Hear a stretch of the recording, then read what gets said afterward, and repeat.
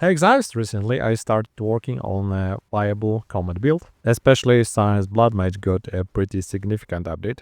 In this video I'll show you how to start blasting comets on a budget. It can even serve as league starter, since it begins functioning on just a few exiles, and scales up to around 150-200 exiles for tier 15 mapping. I will go over the pros and cons, but if you'd rather skip ahead, check the timestamps in the description. Right now I am level 84 with almost 200 exiles invested. The leveling experience was fine overall, but keep in mind this is close to a blast cannon when entering tier 15 maps. Don't expect to run every mod at this budget. The build is quite strong considering the amount of investment, and it both visually and mechanically quite pleasing. We have a huge sustain from instant life leech on crit, plus unlimited mana and tons of cast speed thanks to a boosted arcane surge. We are also getting extra defenses from freeze and chill since we are spamming comets and frostbolts. The build have a very high ceiling for Blood Mage this league. With serious investment in life stacking, the numbers get absurd,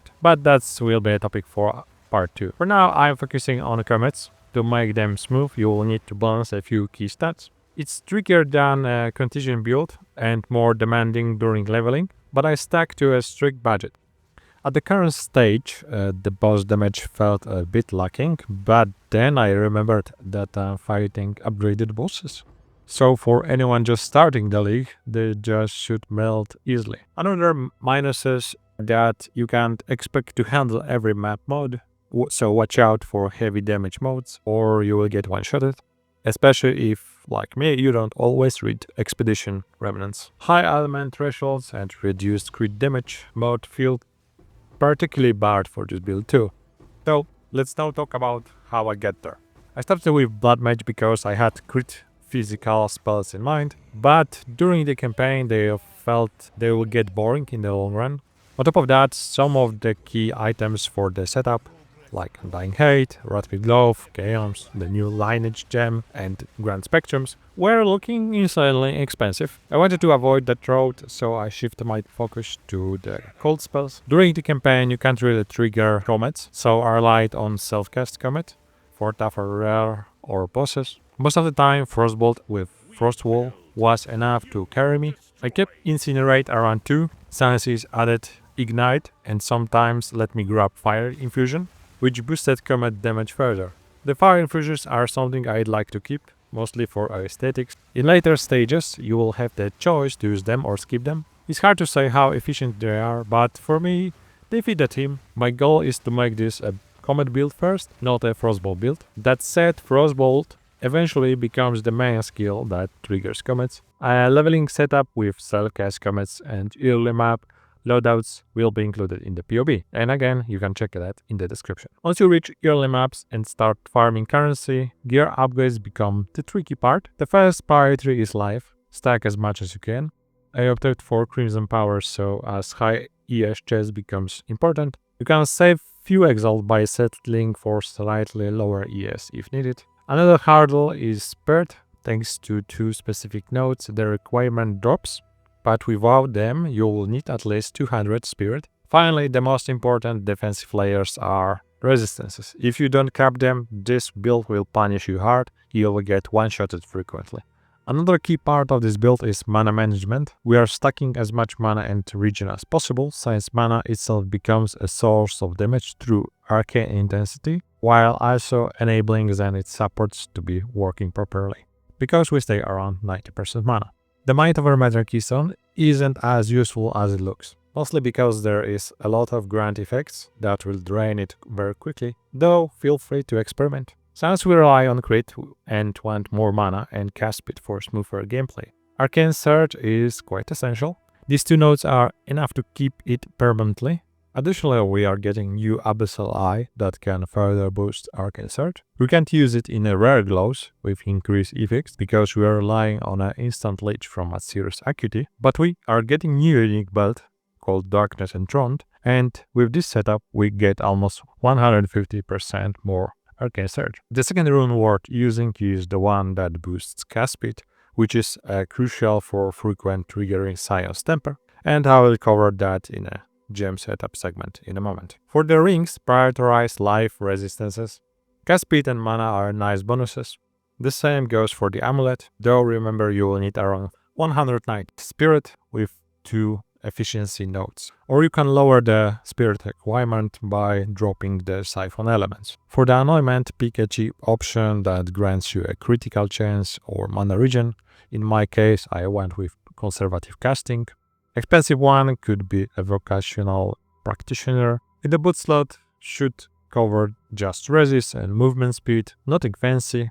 Helmet follows the same logic, life and resist first, but energy shield is also valuable since it converts to mana. For weapons, grab a wand or focus with spell called damage, cast speed, crit chance, and mana. Be careful with gem levels. Higher levels make comets harder to sustain mana-wise, so sometimes running lower level gems makes gameplay smoother, especially when you are starting. Charm should protect against stun and freeze. In the gem setup, you won't need a 6-ink slot right away, though they are fairly affordable now. In the life remnants, we are supporting them with harmonic remnants and remnant potency for a strong buff to the Blood Mage ability.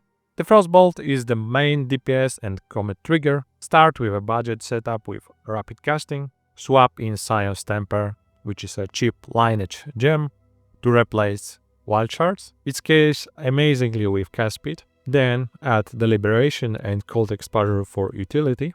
If you can't afford it, Tool Stillness, which should be like 50 exalt. It can be a nice quality of life, boost size, it prevents Deliberation slowdown during mapping, while also providing more damage and adding the special effect that Chaos also builds up the freeze.